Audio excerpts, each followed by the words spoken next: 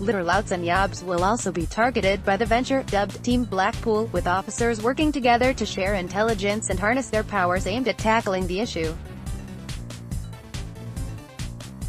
The route from Sainsbury's in Talbot Road, where people can take advantage of free parking, and Blackpool North railway station, where tourists journey into the resort ends, into the town centre, is now often blighted by beggars sitting in doorways and asking passers-by for money. Other areas, such as Bank Hay Street and Queen Street, are also fast becoming hotspots for antisocial behavior, with some traders in Blackpool saying some customers are now too scared to walk through the resort. Number of nuisance antisocial behavior incidents reported last year increased to 7,745, or an average of 21 every day, a report found. That's up 128, or 1.7%, from the year before. Council workers across several departments, including security, street cleaning, and civil enforcement, will join the new task force, and will take part in joint activities and campaigns. But housing staff will also step in where problems are linked to homelessness or neighborhood disputes, in a bid to help the town's most vulnerable people. Count Gillian Campbell, the council's deputy leader, said demands on both the authority and police continue to be extremely challenging, with the two already working together very closely. At many levels, she said, we have looked at many areas that provide opportunities for a more coordinated approach to deliver more robust and effective protection services at ground level to both residents and visitors, by adopting a Team Blackpool approach, which might also involve other private, public and voluntary partners. We can create a more flexible service delivery to build safer communities, Chief Inspector Lee Wilson, of Blackpool Police, added. This will allow us to pool our resources and tackle problems in an even more coordinated and joined-up way than we do currently. The Team Blackpool approach will focus on the issues across the borough as they arise, and we will be able to look across the full range of departments available and ensure the right elements are matched to the problem. Anything that helps has got to be a bonus. Claire Smith, chairman of Stay Blackpool, said, anything that helps the situation has got to be a bonus. It is something that our guests mention quite regularly. We get a lot of guests who come for the dancing, and these are people who come to Blackpool year in year out, and we need to look after these people so they continue to come to Blackpool when they are walking back to their cars from the Winter Gardens ad. Night beggars can be quite intimidating, and that's not what we want going forward. This is not the impression that we need to give of these quality events. I think they are right in targeting the town centre because that's where the bulk of the problem is, because of footfall. It is difficult because some of these people do need help.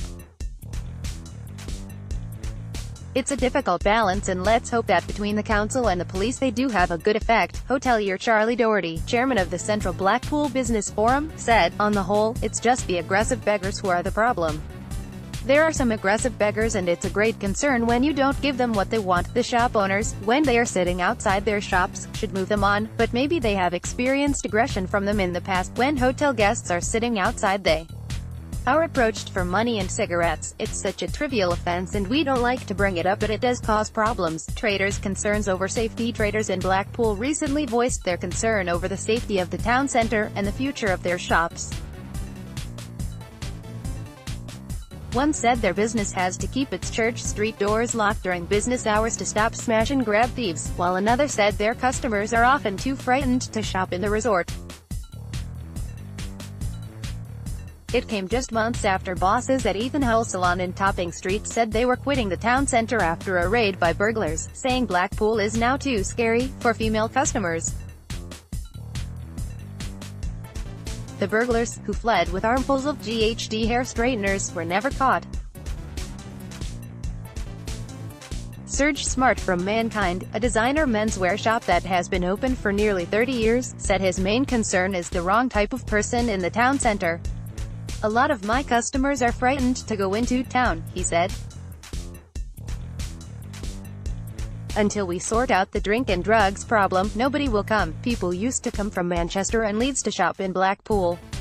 When I was a boy, I used to walk down Central Drive at 3 a.m. Now I wouldn't walk down there at 3 in the afternoon. A lot of our customers pull up outside, buy what they want, and go home. Paul Lewis from Flute Hairdressing, next door but one, said, all morning you see the drug addicts walking down to the soup kitchens. We tend to keep the doors locked and only open them when a regular turns up. INSP David Wilson, from Blackpool Police, said his team of more than 15 constables and PCSOs based at Bonny Street work to keep the shopping hub a safe and attractive place to visit, on top of the response officers who also attend incidents.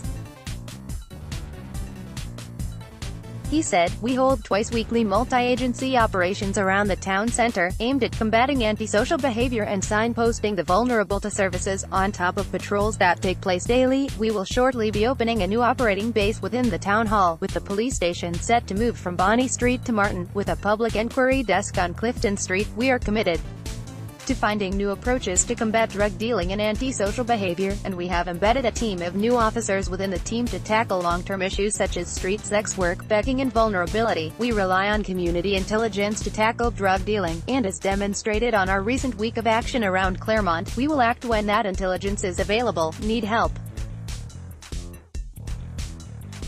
If you're under 26 and homeless, Street Life runs a night shelter from 7 p.m. every night, next to St. John's Church opposite the Winter Gardens, where food and rooms are available. People can shower and wash their clothes. The shelter shuts at 9 a.m. Staff are available at the base, in Buchanan Street, from 9 a.m., and can offer support around housing, health benefits, education, training, and employment. The base also has food from 1 p.m. until 3:30 p.m. Adults can contact the Ashley Foundation, which accepts self-referrals, and has hostels for people over the age of 18 with or without local connections. Referrals can be made from 9 a.m. to 5 p.m., Monday to Friday, at the charity's base in Abingdon Street, though it does not have emergency overnight shelters. The council can also help for those who are homeless, experiencing domestic violence or abuse, serious harassment, or antisocial behavior. If need to leave home immediately, go to the South King Street office during office hours, or call 01253-477-600 out of hours.